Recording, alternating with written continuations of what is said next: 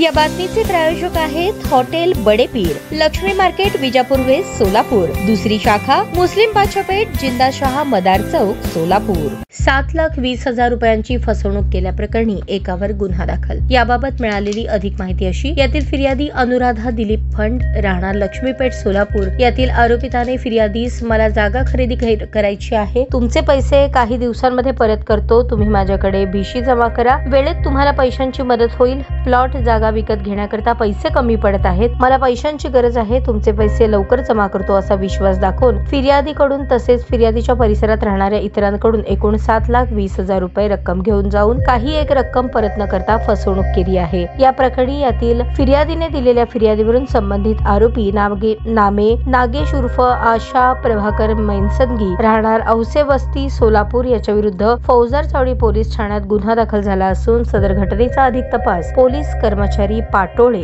हे करत आहेत। ताज्या बातम्या पाहण्यासाठी प्राईम महाराष्ट्र न्यूज चॅनलला सबस्क्राईब करा।